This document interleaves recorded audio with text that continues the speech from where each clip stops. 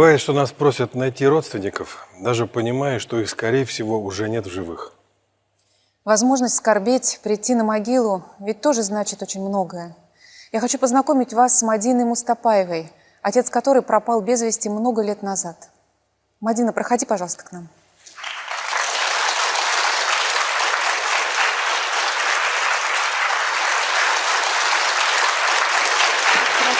Здравствуйте. Проходи, пожалуйста, присаживайся. Здравствуйте. Присаживайтесь. Давайте начнем разговор с вашего папы. Угу. Как его зовут? Моего отца зовут Мустапаев Хасан Абуевич. Расскажите, что случилось? В первой войне в Грозном он в новогоднюю ночь вышел по рассказу дяди со своим близнецом-братом и больше не вернулся. Его брата нашли погибшего, то есть моего отца до сих пор не нашли. Он стоит до сих пор в списке без вести пропавших во время войны. И дядя старался со всеми способами найти его, но до сих пор никаких вестей нет. Скажи, а сколько тебе было лет, когда папа пропал? Мне было 3 месяца по рассказу. 3 месяца? Да. То есть ты папу совсем не помнишь? Нет, я не видела, только на фотографии. Ты нам прислала фотографии? Да. Давай посмотрим? Да, давайте. Сколько папе лет на этой фотографии? Я точно не знаю. Вот фотография довольно такая заметная, человек такой мой отец. харизматичный, лицо характерное, так что, может быть, кто-то его может узнать.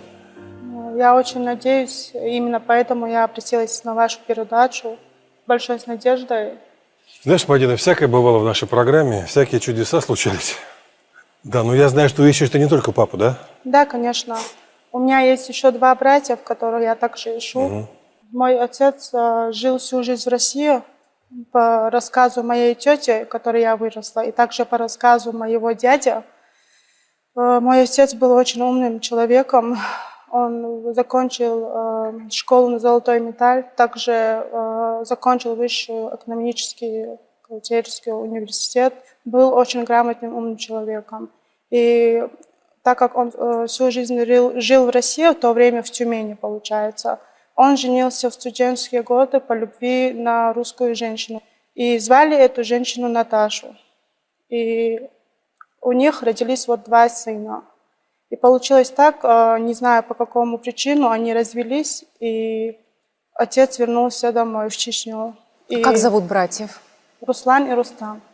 Я узнала про них от дяди, и вот тогда я первый раз обратилась к вам, чтобы вы помогли мне их найти.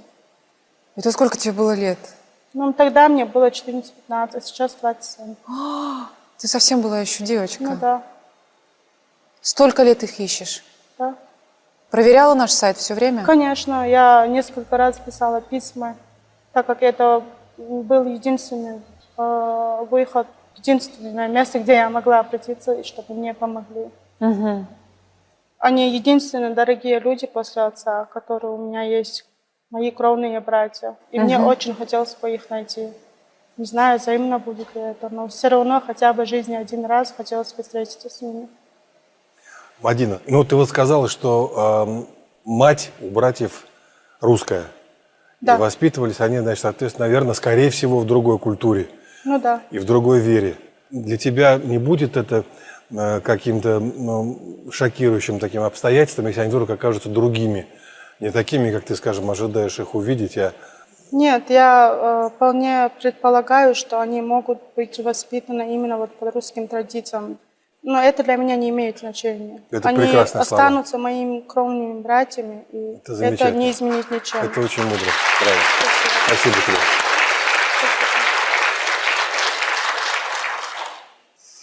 Мадин, ты несколько лет жила за границей, правильно? Я жила в Париже 3 года, также в Германии 3 года.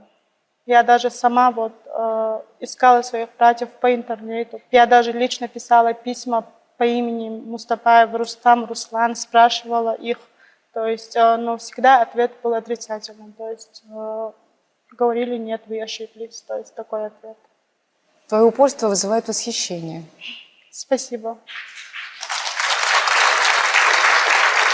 Ты знаешь, мы какое-то время не могли с тобой связаться.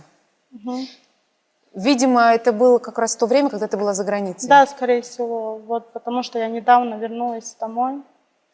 А нам с тобой очень нужно было связаться. Да, Да, потому что оказалось, что тебя ищет один человек. правда. Его зовут Александр Александрович Волков. Что-то говорит это имя?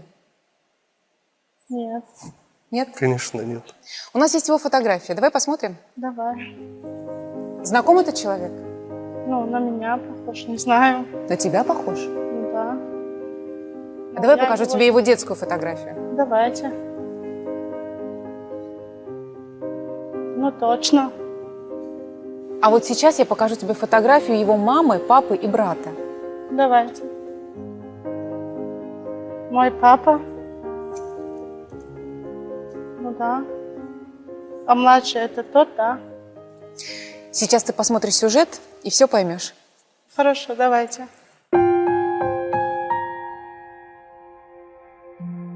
Меня зовут Волков Александр Александрович. В 2015 году я поменял фамилию и отчество. Отец ушел, когда мне было 5 лет. Воспитывали меня мать и бабушка. Хотелось должное отдать именно стороне мамы с бабушкой, потому что я взял фамилию деда по материной линии, то есть девичью фамилию матери. Мама отнеслась к этому нормально, хотя назвала меня, ну так, любя в шутку предателем, потому что как бы она не стала менять фамилию, то есть она так и есть Мустапаева Наталья Степановна. Ну и брат, также Мустапаев Руслан Хасанович, он остался, ничего менять не стал.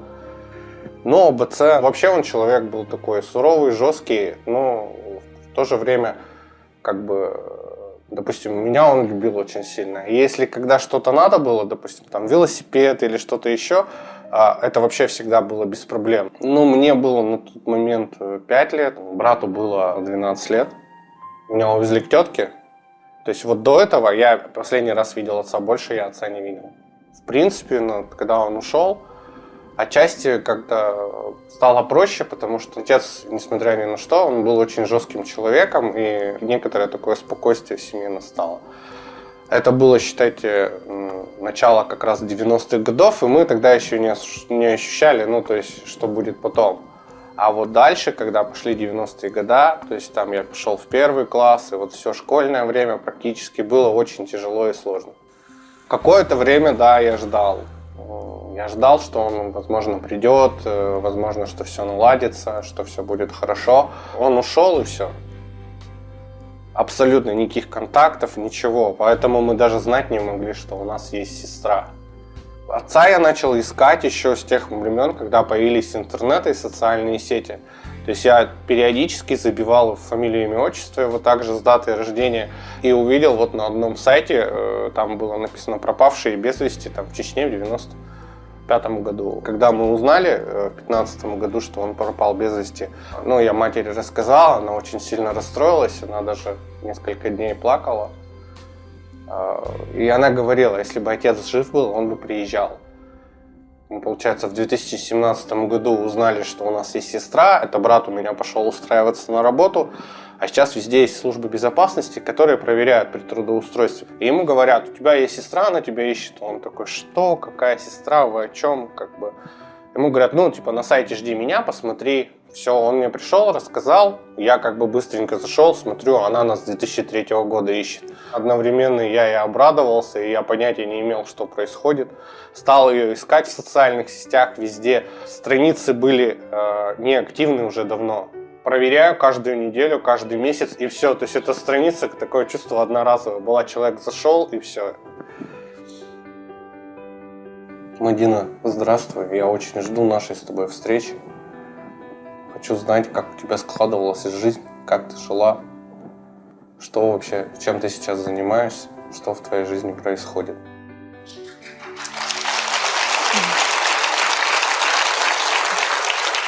Спасибо вам большое. Вы правда похожи. Действительно Да. похоже. Очень. Да, спасибо вам большое. Александр живет в Тюмени, это довольно далеко отсюда, 1700 километров. Но это его не остановило. И он сегодня здесь, Спасибо в большое. Москве. Александр, выходите к нам.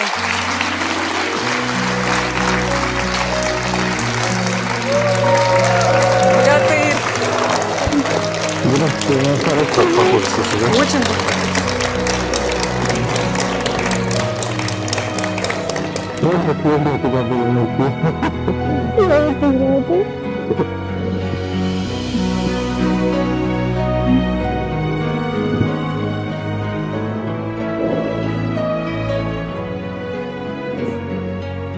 Я находил твою страницу с твоей фотографией. Да. Вот я теперь понял, что я ее находил, но она тоже была неактивна. Да, Да. я рада, спасибо вам большое.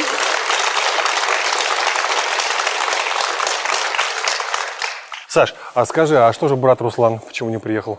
Ну, он сейчас такой затворнический образ жизни живет, и у него сейчас некоторые проблемы, поэтому он не смог приехать. Понятно. Ну ничего, Ну мы ты ему надеемся, сказал, что ты едешь на встречу с Да, сестрой, он да? в курсе Да. и мама в курсе, как бы. Я всем рассказал, что я поеду. В любом случае, это сестра, это родная кровь. Надо увидеться обязательно. Обязательно. Да. Обязательно нужно позвонить, увидеться, Я надеюсь, что встретиться. вы да. будете общаться, не Конечно, потеряетесь обязательно. больше. Конечно, будем Обязательно. Я столько лет искала. Конечно, будем. Какой у тебя брат, такой скала, богатырь. Ну да, спасибо вам огромное. Вот, Благодаря мы за вас вам. очень рады. Очень Спасибо рады. большое. А мы правда, вас очень благодарим похожи. за то, что вы искали и не теряли надежду. Спасибо Это очень большое. важно. Спасибо вам огромное. Спасибо. Мы вас отпускаем. Берегите друг друга и будьте здоровы. Спасибо. Так. Будьте здоровы, будьте счастливы. Спасибо большое.